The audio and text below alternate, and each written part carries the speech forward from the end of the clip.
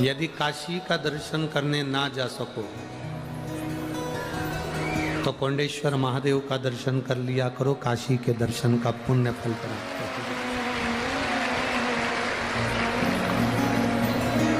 तपोवनेश्वर का दर्शन कर लिया करो, अयोध्या का दर्शन हो जाए।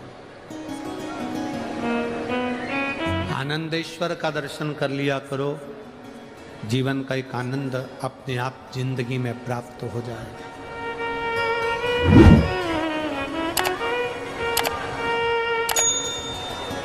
कहीं हम पहले भी कथा में कहे कि आपकी जिंदगी में अगर दुख है, तकलीफ है, कष्ट है, दूसरी जगह बाद में जाना, पहले आप अपने पास में जो शंकर का शिवालय है, अपने नज़दीक में शंकर का जो मंदिर है, अपने पास में जो शंकर का शिवालय है, अपने नज़दीक में जो शंकर का शिवालय है, वहाँ जाकर एक लोटा जल समर्पित करो। दूसरी जगह बाद में जाओ, पहले अपने घर के नज़दीक में, अपने पास में जो शिवालय है, पहले वहाँ पहुँचकर भगवान शिव की आराधना करो। हमने अभी नासिक की कथा में और जलगांव की कथा में एक बात कही थी कि बड़े हॉस्पिटल में मरीज को ले जाते हैं, उसके पहले उसकी प्राथमिक जांच के लिए, प्राथमिक उपचार के लिए उसको नज़दीक के पास के हॉस्पिटल में लेकर जाते हैं, नज़दीक में। क्यों? जिससे उसकी प्राथमिक जांच हो जाए।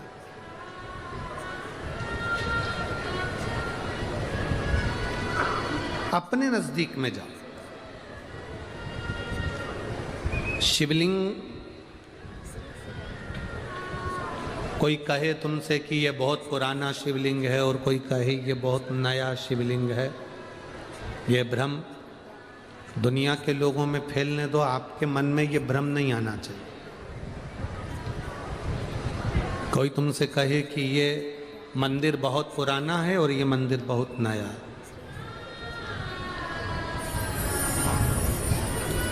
ये भेद जो करते हैं ना, ये दुनिया के लोग करें। आपके मन में ये भेद कभी नहीं आना चाहिए।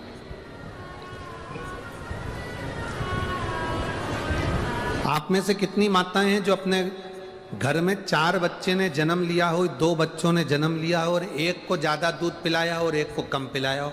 माँ सब बच्चों को बराबर दूध पिलाती है। ये बच्चे पर आधारित है कि वो माता के स्तन से कितना दूध पी सकता है, वो कितना दूध पी रहा है, ये बच्चे पर आधारित है।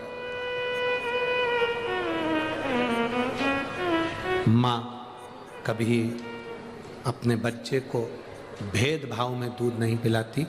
माँ कभी अपने बच्चे को भेद रखकर दूध नहीं पिलाती कि इसको ज्यादा पिला दिया और उसको कम पिला दिया ना।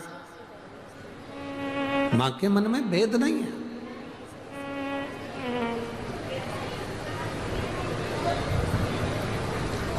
माँ बराबर का दूध पिला रही है। उसी तरह ये दुनिया के लोगों ने भेद कर दिया कि ये शिवलिंग पुराना है, ये शिवलिंग नया है, ये शंकर का मंदिर पुराना है, ये शंकर का मंदिर नया है।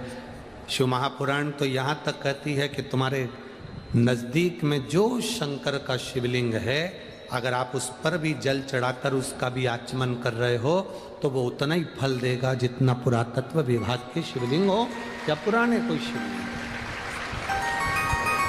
बस आपका विश्वास दृढ़ हो, भरोसा पक्का।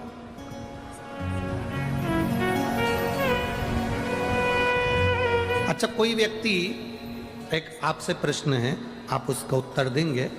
कोई व्यक्ति आपको बहुत अच्छा लग रहा है, आपको बहुत अच्छी लग रही है, वाह जी वाह, बहुत बढ़िया, बहुत बढ़िया भैया, बहुत बढ़िया। कोई व्यक्ति बहुत अच्छा लग रहा है, तो क्या वो अच्छा है? जम के तो बोलो, अच्छा कौन है? जिसको तुम कह रहे हो कि वो जीजा बहुत अच्छा है, वो बहन बहुत अच्छी है, वो दीदी बहुत अच्छी है, वो काका बहुत अच्छा है, जिसको तुम अच्छा कह रहे हो वो कैसा है ये आपको नहीं मालूम, पर आप अपनी दृष्टि से देख कर कह रहे हो कि जीजी बहुत अच्छी है, जीजा बहुत अच्छा है, काका बहुत अच्छा है, इसका मतलब है आप अच्छे हो इसलिए आपको अच्छा नजर आ रहा। आप अच्छे हैं और जब आप स्वयं अच्छे हैं तो आपको सब अच्छा नजर आएगा। हम स्वयं अपनी दृष्टि से जब बुरे हो जाते हैं, हम स्वयं अपनी दृष्टि से जब बुरा देखने लगते हैं तो हमको सब बुरा नजर आने लगता है, सब। जिसको आप देखकर कह रहे हो कि ये अच्छा है, इसका मतलब वो अच्छा नहीं है, आप अच्छे हो। सास कहती है मेरी बहू बहुत अच्छी है, इसका मतलब ये समझ लेना कि बहू से मतलब नहीं है, अच्छी कौन है, जम के बोलो जरा। सास अच्छी है जो एक लड़की में अच्छाई देखी उसने। बहू कह रही है मेरी सास जैसी दुनिया में कोई सास नहीं, मेरी सास बहुत अच्छी है, इसका मतलब सास अच्छी नहीं है, इसका मतलब सास से नहीं है, इसका मतलब बहू से है। बहू अच्छी है तो वो सारी गलतियों को छोड़कर सास में जो अच्छाई है उसको देखकर वो अच्छा कर रही है। अच्छी बहू है, अच्छी सास है, अच्छा बेटा है, अच्छी बेटी। हम कहें, कई लोग कहते हैं गुरुजी आपके जो शंकर जी के भक्त इतने सारे आते हैं ना, ये शिव भक्त इतनी सारी कथा सुनने आते हैं, बहुत बहुत कोई कहता है कि हमारी जगह पर नहीं बैठने देते, कोई कहता है आगे आकर बैठ जाते हैं, कोई कहता है अपना आसन ही नहीं उठाते, कोई कहता है कि वो तो सुनते नहीं हैं। हम उनसे कहते हैं ये आपको लगता होगा, पर हमारा दिल कहता है जो शंकर की कथा में आता है स्वयं शिव आता है, शिव सुनता है, शिव सुनाता है और शिव ही कराता है। ये आपको लगता होगा, हमको तो लगता है ये सब बहुत दिल से सुनते हैं, दिल से, और जो सुनते हैं वो अमल भी करते हैं। उसी का तो प्रताप होता है जो इतने इतने एक पत्र है, देखिए डमरू के अंदर है वो।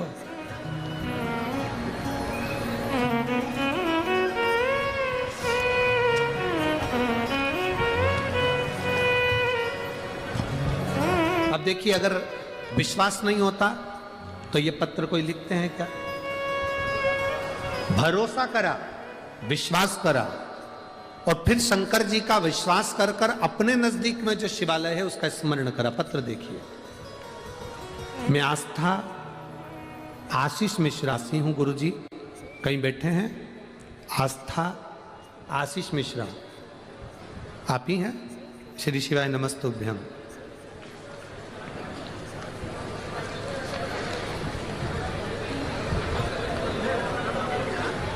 बच्चा आया इसमें, लिया इसको, लिया। मैं आस्था आशीष मिश्रा अमरावती का निवासी हूँ गुरुजी। हमारे परिवार की ओर से बाबा को प्रणाम। मैं बाबा का क्या गुणगान करूं गुरुदेव, बाबा जो भी देता है वो छप्पर फाड़ कर देता है गुरुदेव। मेरा बेटा 2 महीने का था तब से उसको एक बीमारी लग गई थी, जिस बीमारी का नाम DBS था। एक ऐसी बीमारी जिस बीमारी के अंतर्गत बच्चा धीरे धीरे मृत्यु की कतार पर आ जाता है। गुरुदेव, इस बीमारी ने मेरे बच्चे को 2 महीने का था तब से पकड़ लिया था।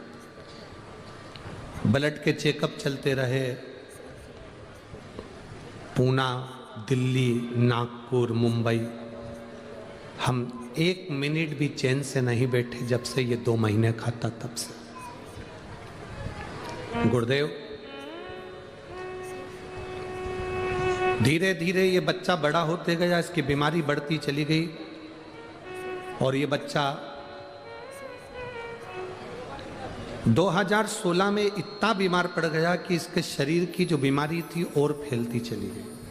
अब शरीर ने काम करना बंद कर दिया। लाखों लोगों में किसी एक व्यक्ति को ये बीमारी होती है गुरुदेव, जिसको DBS कहते हैं। इसका कोई इलाज नहीं है, इस बीमारी का कोई हल नहीं है, चाहे विदेश चले जाओ चाहे अपने देश में दिखा लो। हर 15 दिन में खून की जांच होती थी, बच्चा तो भी ठीक नहीं रह पाता था। गुरुदेव, डॉक्टर के हिसाब से इस बीमारी का कोई इलाज नहीं है और अंत में इस बीमारी से मृत्यु हुई है। गुरुदेव,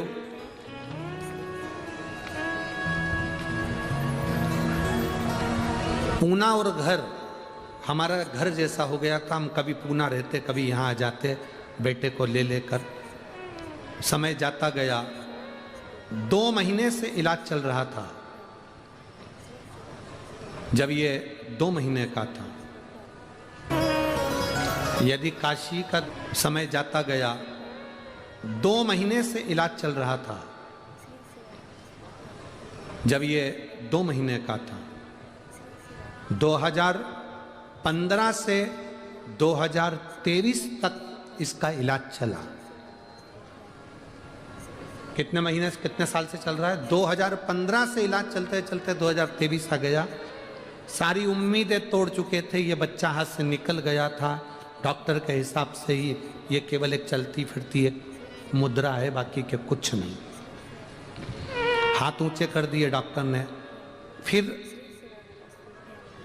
एक किसी ने कहा कि आप शंकर जी के मंदिर जाते हो, एक लोटा जल चढ़ाते हो। 2023 में हमें उम्मीद जगी।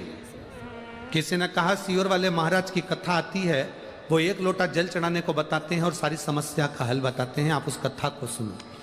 मैंने, मेरे बच्चे ने 2023 में इस कथा को सुनना प्रारंभ करा।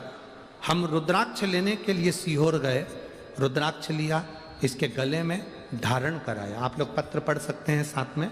रुद्राक्ष लिया, गले में धारण कराया। हम सीहोर से आने के 4-5 दिन निकले थे। मेरा बेटा 2015 से बीमार था। ऐसी बीमारी थी जिस बीमारी का कोई हल नहीं है। 2023 आ गया। पहली बार सीहोर की धरा पर हमने पांव रखा। हम कुबेरेश्वर धाम ऑटो में बैठकर गए। गेट पर हमने प्रणाम करा। अंदर जाकर कंकर शंकर पूजन करके एक रुद्राक्ष लिया, बेटे के गले में वहीं पर डाल दिया। बाबा को चढ़ा हुआ जल पिलाया। वहाँ से प्रणाम कर कर हम वापिस आए। 5 दिन निकले, वापिस हम इसको पूना लेकर गए। जब पूना लेकर गए तो पहली बार डॉक्टर के मुख से निकला कि अब इस बच्चे को लाने की जरूरत नहीं है, ये बच्चा पूर्ण तरह से स्वस्थ हो चुका है। इसकी जो बीमारी थी, जिस बीमारी का नाम सुन के लोग डर जाते हैं, वो बीमारी अब इसके शरीर से समाप्त हो गई है। इस बच्चे को वापिस ले जाओ। मेरी सास ने संकल्प लिया था 5 कथा सुनेगी और बेटे को आराम लग जाएगा। तो उस मेरी सास ने हिंगोली, आकोला, नागपुर, जलगांव और अब मेरी सास अमरावती की कथा सुन रही है, क्योंकि मेरे बच्चे को आराम लग गया। आजा बेटा, चल रहा है। हाथ, दो हाथ,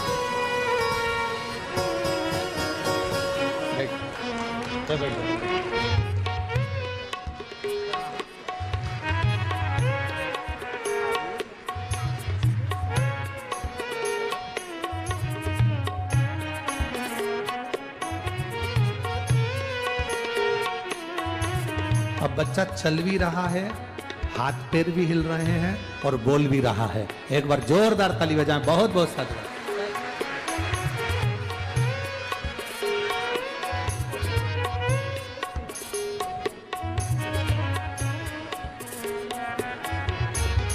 शिव कृपा, शिव की उदारता, शंकर की करुणा सहज नहीं है महाराज। भजन सहज नहीं। आप जो भक्ति करते हैं, आप जो विश्वास करते हैं। कई लोग कहते हैं शिव महापुराण की कथा सुनने से क्या मिलता, क्या प्राप्त होता। हम कहते हैं शिव महापुराण की कथा सुनने वाले की 2 चीजें बदल जाती है।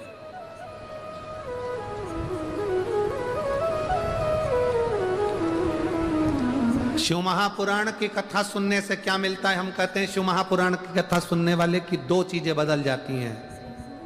एक, उसके दिन बदल जाते हैं और दूसरा उसका दिल बदल जाता है। पुराण की कथा सुनने वाले के दिन भी बदलते हैं और दिल भी बदलता है।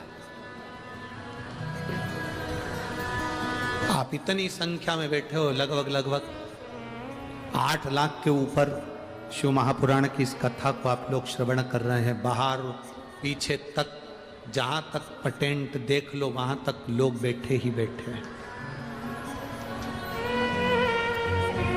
लाखों की संख्या में आप आए।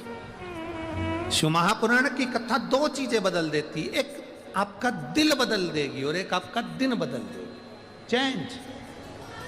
आपने सुना, आरती करी, भूमि को कर्पूर गौरम जैसे हुआ होते सी भूमि को नमन करा, प्रणाम। आप उस रज को लगाकर श्री शिवाय नमस्तुभ्यम कहकर अपने शरीर से जाकर वो रज अपने घर पर, वो धूल अपने घर पर भी लगती है, तो ना जाने कितने कितने दुख, कितनी कितनी तकलीफ, कितने कितने कष्ट को समाप्त कर देती है, हमारा दिन फेर देती है।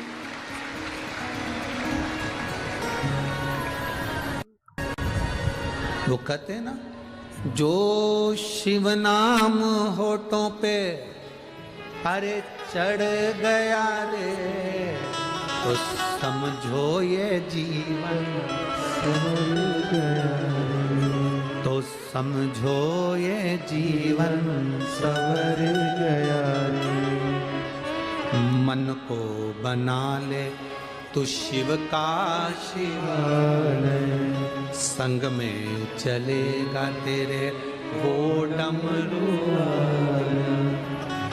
जो शिव नाम होठों पे चढ़ गया रे, तो समझो ये जीवन सवर गया रे, तो समझो ये जीवन सवर गया रे। शंकर का नाम शिव महापुराण, चाहे तुम आस्था चैनल पर सुन रहे हो, चाहे फेसबुक यूट्यूब पर सुन रहे हो, चाहे पंडाल में बैठकर सुन रहे हो, जहां सुन रहे हो वो फल देती है। ये कथा तो आज 3रे दिन की हो जाएगी, 2 दिन की कथा और रहेगी। कल भी कथा का समय यही 1 बजे से 4 बजे तक रहेगा, पर परसों का कथा का समय सुबह 8 बजे से 11 बजे तक रहेगा। परसों का कथा का सुबह 8 बजे से 11 बजे तक रहेगा।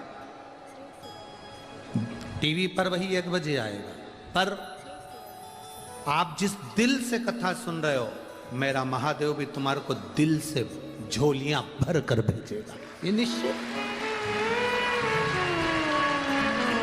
सुनो दिल से। ये तो 20 तारीख को विराम हो जाएगी, 25 तारीख को पंढरपुर हरि विठल के पावन चरणों में, जहां पूरी भारत की भूमि पर केवल एक भगवान विष्णु का मंदिर एक ऐसा है जहां हरि विठल नारायण के सिर पर शिवलिंग है, वो पांडुरंगा हरि विठल है। ऐसी पवित्र भूमि पर 25 तारीख से कथा प्रारंभ होगी, जो इस 2023 के विराम की ओर जाएगी। 2023 के विराम की 31 तारीख तक चलेगी, 1 बजे से 4 बजे से। वो कथा 31 को विराम हो जाएगी, 4 तारीख को भटिंडा पंजाब में प्रारंभ हो जाएगी। ऐसा शिव तत्व प्राप्त करने का जो मौका मिला, ये छूटे ना। जहां मौका मिल जाए वहां चले जाओ, कथा का तत्व ग्रहण करो, अपने जीवन को उतार। समय आया जैसे विदर्भ राज भगवान शिव को लेकर आए और भगवान शंकर विश्वनाथ के रूप में विराजमान हुए, कौंडेश्वर महादेव के रूप में विराजमान हुए, ऐसे ही माता पार्वती जी ने अपने तन के उपटन से श्री गणेश जी महाराज को प्रागट्य करा है। श्री गणेश जी महाराज को अपने तन के, और लोग कहते हैं पार्वती जी ने उपटन लगाया, लोग कहते हैं पार्वती जी ने उपटन लगाया। ना ना ना, शिव महापुराण की कथा कहती है पार्वती जी ने गोबर लगाया था, इसलिए हमारे यहाँ गणेश जी को गोबर गणेश भी कहते हैं।